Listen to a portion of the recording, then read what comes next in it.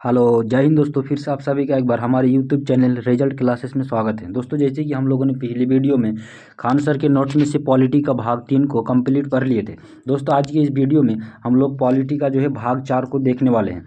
तो आइए दोस्तों बिना टाइम वेस्ट किए हुए आज की इस क्लास की स्टार्ट करते हैं।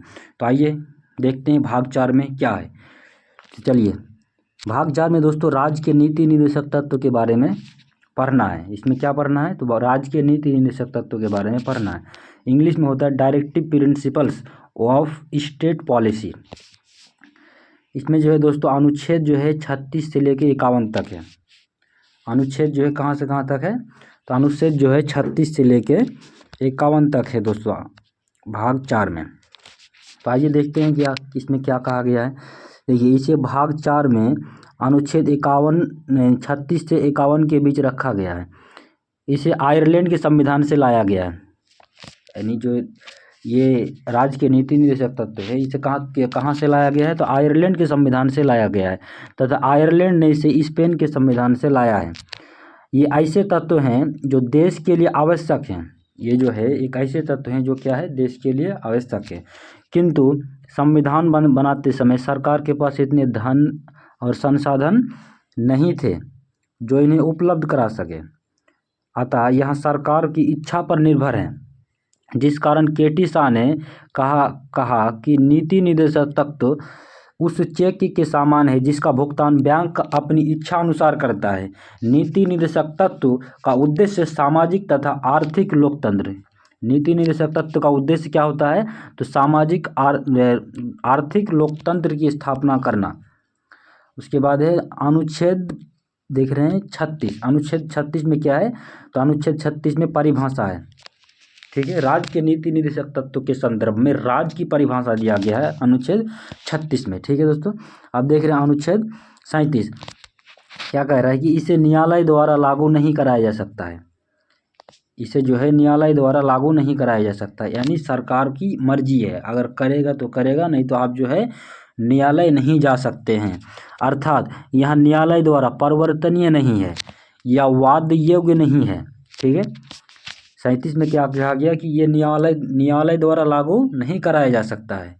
ठीक है, उसके बाद देख रहे हैं अनुच्छेद 38 लोक कल्याण की अभिवृत्ति अर्थात लोक कल्याण की अभिवृत्ति अर्थात सरकार जनता का कल्याण करेगी। क्या करेगी यानी 38 में कहा गया है कि सरकार जो है लोक कल्याण अर्थात जो सरकार जो है वो जनता का क्या करेगी कल्याण करेगी, जैसे राशन कार्ड, सामाजिक राजनीतिक न्याय देगा। ठीक है, उसके बाद आगे देख रहे हैं, आगे है दोस्तों ये था अनुच्छेद 38। अनुच्छेद 39 देखते हैं। अनुच्छेद 39 में क्या कहा गया है कि समान कार्य के लिए स्त्री व पुरुष को समान वेतन तथा संसाधनों का उचित वितरण।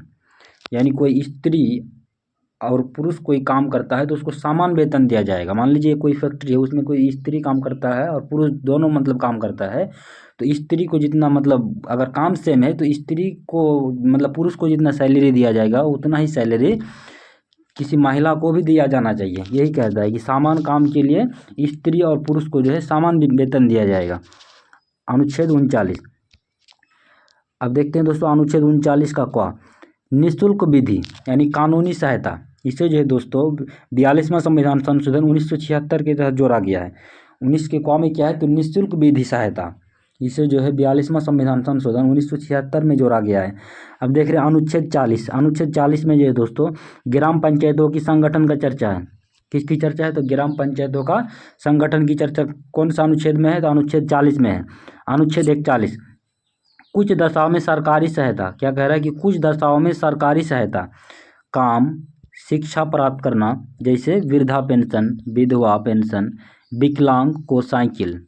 ये सब क्या है कि कुछ दशाओं में जो है सरकार जो है जनता का मदद करेगा। ठीक है, जैसे वृद्धा पेंशन, बूढ़े लोगों को वृद्धा पेंशन देगा। विधवा पेंशन, जिसके पति मर गए तो उनको क्या देगा विधवा पेंशन देगा। विकलांग को क्या देगा साइकिल की व्यवस्था करेगी सरकार। अनुच्छेद 42 न्याय संगत कार्य की मनोचित दशा। न्याय संगत कार्य की मनोचित दशा तथा प्रसूति सहायता उपलब्ध करना, जैसे गर्भवती महिला द्वारा कठोर शारीरिक शर्म ना करना, यानी जो है न्याय संगत कार्य की मनोचित दशा, यानी जैसे गर्भवती महिलाओं को जो है कठोर काम नहीं कराया जाएगा। ठीक है। उसके बाद देख रहे हैं अनुच्छेद 43। अनुच्छेद 43 में कहा गया है दोस्तों कि निर्वाह योग्य मजदूर, अर्थात इतना वेतन दिया जाए कि परिवार चला सके, जैसे कुटीर उद्योग, यानी दोस्तों किसी मजदूर को जो है इतना वेतन दिया जाए कम से कम कि उसका जो है घर चल सके, उसकी जो है कुछ ज़िंदगी जो है बसर हो सके दोस्तों। यही कहा गया अनुच्छेद 43 में, निर्वाह योग्य मजदूरी मतलब उसको दिया जाना चाहिए। ठीक है दोस्तों। एक ट्रिक है कि दामन, यानी अनुच्छेद 41 में क्या है दोस्तों, तो अनुच्छेद 41 में क्या है, दशा है ना, कुछ दशाओं में सरकारी सहायता, तो यहाँ पे दवा हो गया। मानुचित दशा, जैसे हम लोग 42 में पढ़े अभी कि मानुचित दशा, तो यहाँ पे मौ से यानी 42। ठीक है। मानुचित दशा किस में है, तो आर्टिकल 42 में। उसके बाद है 43, तो 43 में क्या है दोस्तों, तो निर्वाह योग्य मजदूर, 9 से निर्वाह योग्य मजदूर, आर्टिकल 43।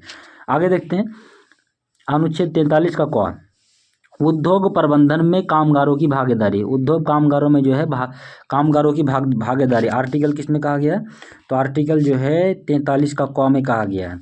आर्टिकल 44, आर्टिकल 44 में क्या है दोस्तों कि समान सिविल संहिता, अर्थात सभी धर्मों के लिए विवाह एवं तलाक की शर्तें समान रहेगी, भले ही विवाह की रीतियां अलग हो। क्या कह रहा है अनुच्छेद 44 जो है, समान सिविल संहिता यानी यूसीसी, इसमें क्या होता है दोस्तों कि सभी धर्मों के लिए जो है विवाह और तलाक की जो नियम है, शर्तें हैं, वो सेम रहेगी, लेकिन विवाह की जो रीतियां हैं वो अलग हो सकती है। ठीक है दोस्तों। ये जो है दोस्तों वर्तमान में अभी पहला जो राज्य है वो उत्तराखंड में लागू हुआ है, और दूसरा जो है गुजरात में लागू हुआ है। लेकिन सबसे पहले दोस्तों गोवा में लागू किया गया था। गोवा में जो है वो जो है पुर्तगालियों के द्वारा लागू किया गया था।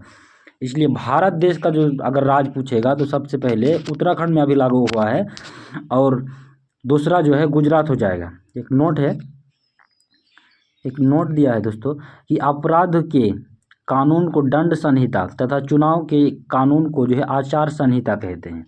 अपराध के कानून को क्या कहते हैं, दंड संहिता, और जबकि चुनाव के जो कानून है उसे क्या कहते हैं, आचार संहिता कहते हैं। अब देख रहे हैं अनुच्छेद 45।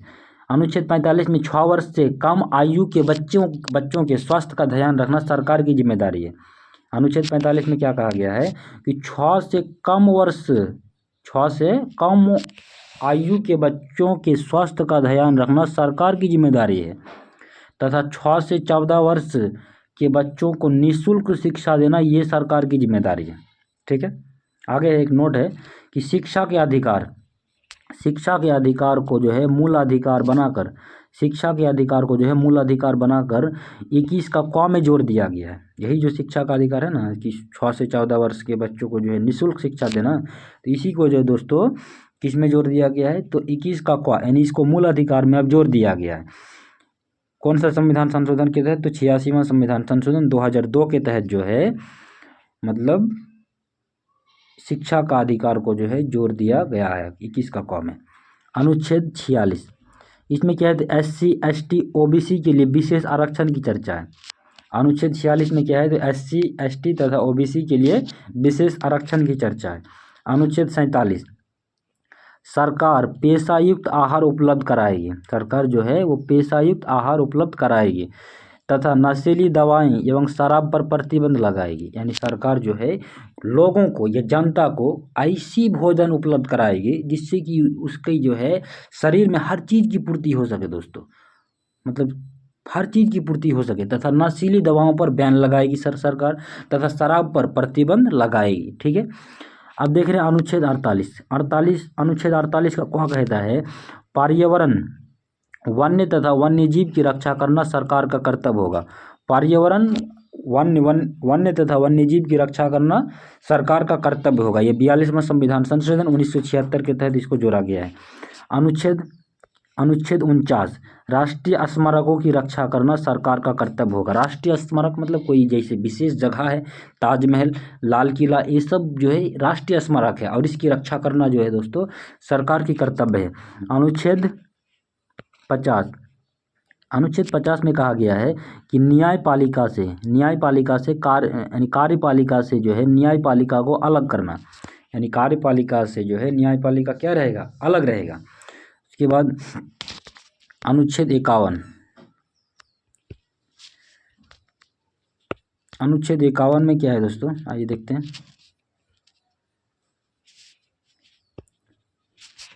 अनुच्छेद 51, इसमें क्या कहा गया है, इसमें ये दोस्तों अंतर्राष्ट्रीय शांति को बढ़ावा देना। अनुच्छेद 51 में क्या कहा गया है कि अंतर्राष्ट्रीय शांति को बढ़ावा देना, अंतर्राष्ट्रीय विवादों को जो है मध्यस्थता द्वारा सुलझा देना। इसी अनुच्छेद के तहत जो है भारत यूएनओ का सदस्य बना है। भारत जो है किसका सदस्य बना है, तो यूएनओ का सदस्य अनुच्छेद जो है 51 के तहत ही बना है। ठीक है, अब देखते हैं दोस्तों आगे। आगे है नीति निर्देशक तत्व। नीति निर्देशक तत्वों का जो है वर्गीकरण देख रहे हैं। ठीक है, देखिए नीति निर्देशक तत्व के 3 भागों में हम बांटते हैं। ठीक है, कितने भागों में बांटते हैं, 3 भागों में बांटते हैं। एक होता है गांधीवादी, एक होता है समाजवादी और एक होता है वैदिक या उदारवादी। तो गांधीवादी में जो है दोस्तों अनुच्छेद 40, अनुच्छेद 43 का क और 46 और 47 ये क्या है, तो गांधीवादी हैं। अनुच्छेद 40, अनुच्छेद 43, अनुच्छेद 43 का क अनुच्छेद 43 का क और 46 और 47 ये क्या है दोस्तों, ये जो अनुच्छेद है ये गांधीवादी हैं। उसके बाद समाजवादी, समाजवादी दोस्तों 38, 39, 39 का क, उसके बाद 41, 42 और 43 ये जो है दोस्तों समाजवादी हैं। उसके बाद वैदिक या उदारवादी 44, 45, 48, 48 का क, 49, 50 और 51 ये क्या है दोस्तों, तो वैदिक या उदारवादी हैं।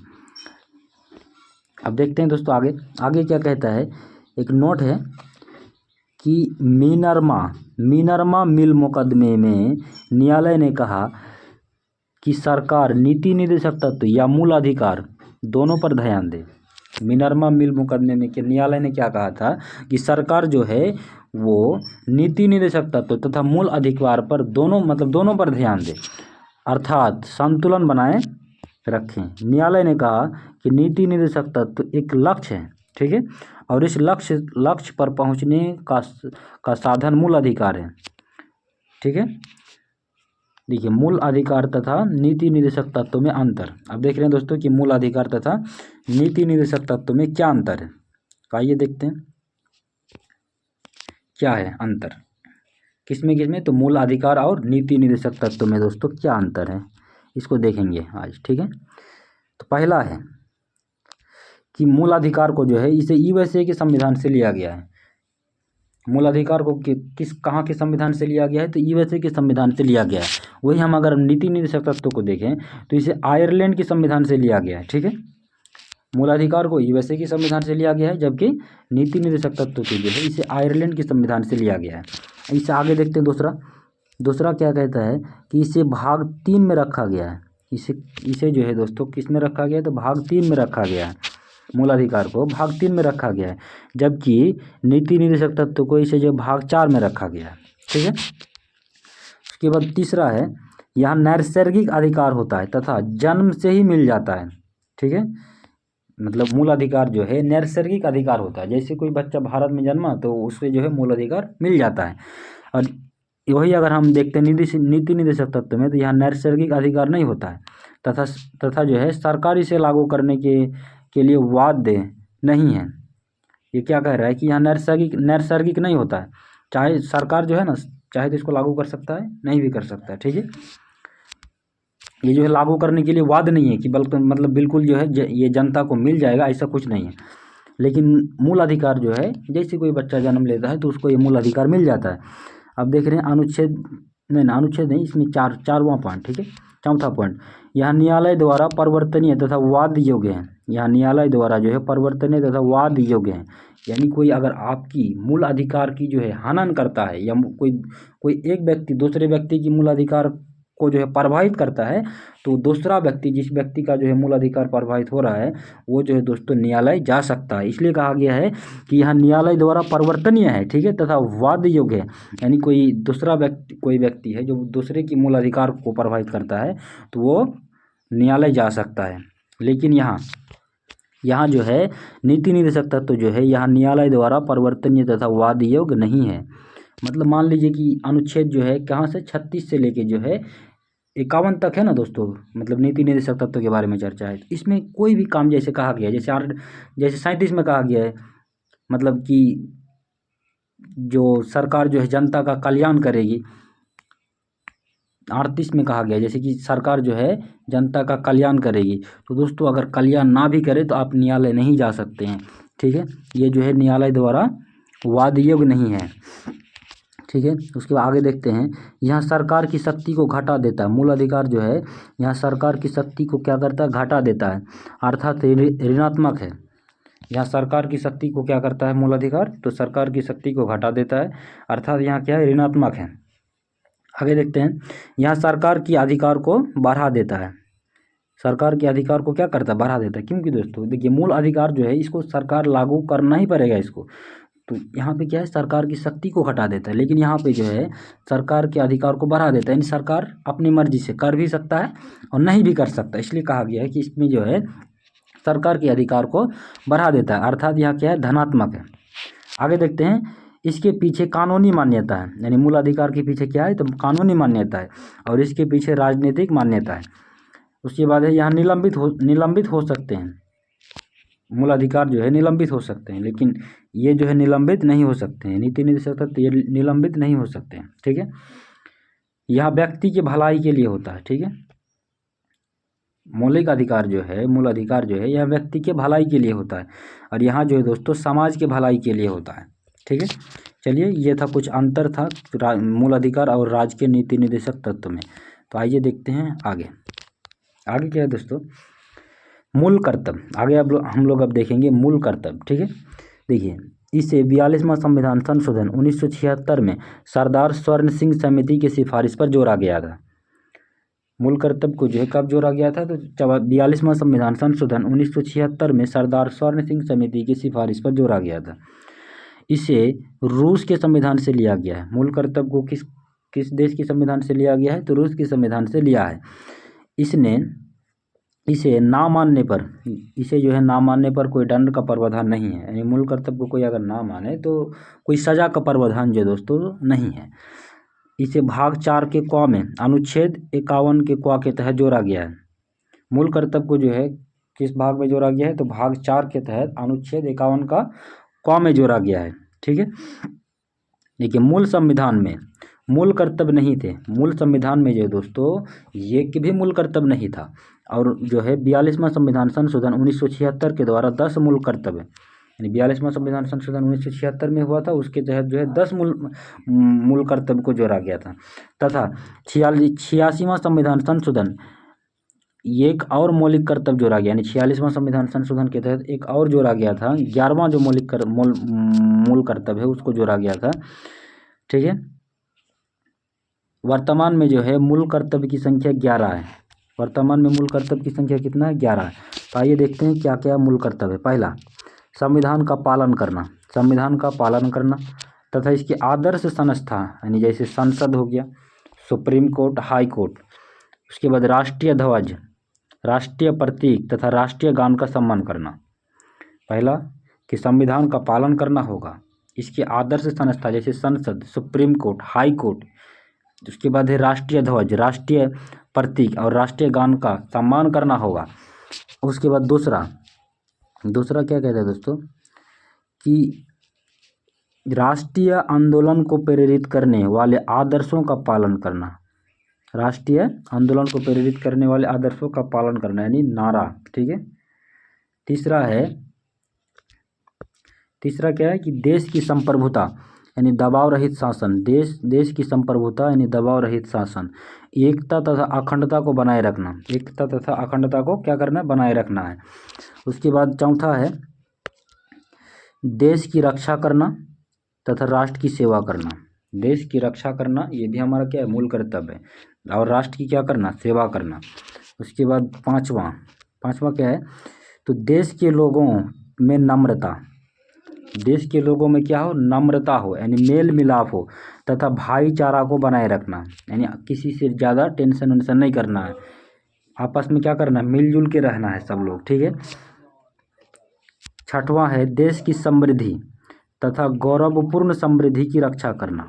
ठीक है, देश की समृद्धि यानी देश के लिए अच्छा सोचना तथा गौरवपूर्ण समृद्धि की रक्षा करना। ठीक है, उसके बाद सातवां में है वैज्ञानिक दृष्टिकोण को अपनाना।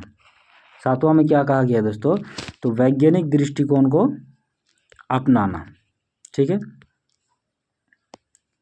अब देखते हैं आगे क्या है। आगे है कि पर्यावरण वन्य तथा वन्यजीव की रक्षा करना। पर्यावरण वन्य तथा वन्यजीव की रक्षा करना, यह भी हमारा क्या है, मूल कर्तव्य है। नौवां में है सार्वजनिक यानी सरकारी संपत्ति की रक्षा करना। आपको जो है सरकारी संपत्ति का क्या करना है, रक्षा करना। जैसे बैंक हो गया, स्कूल हो गया, ये सब क्या है, सरकारी संपत्ति है, तो ये जो है इसकी रक्षा करना मूल कर्तव्य है। अनुच्छेद 10 कि व्यक्तिगत तथा सामूहिक भलाई के लिए तैयार रहना। व्यक्तिगत तथा सामूहिक भलाई के लिए जो दोस्तों क्या करना है, तैयार रहना है। अनुच्छेद नहीं, इसमें देख रहे हैं 11 में क्या है, तो 6 से 14 वर्ष के बच्चों के अभिभावक यानी उसके जो गार्जियन हैं, गार्जियन का कर्तव्य होगा कि वह अपने बच्चों को प्राथमिक शिक्षा उपलब्ध कराएं।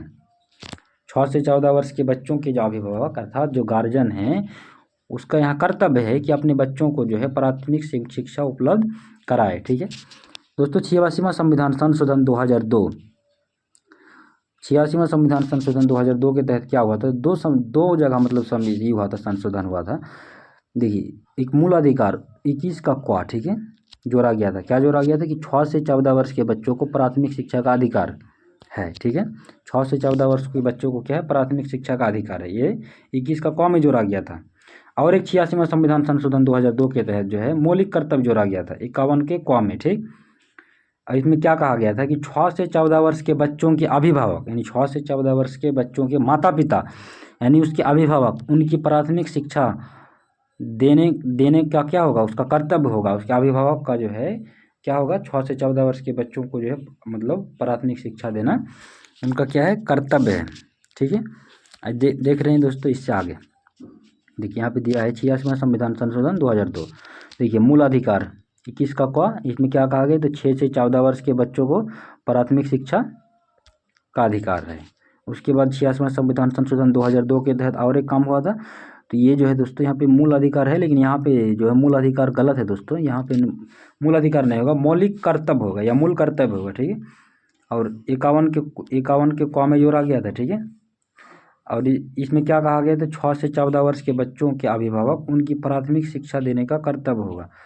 मतलब 6 से 14 वर्ष के बच्चों को जो है मतलब शिक्षा देना ये अभिभावक का क्या होगा, कर्तव्य होगा।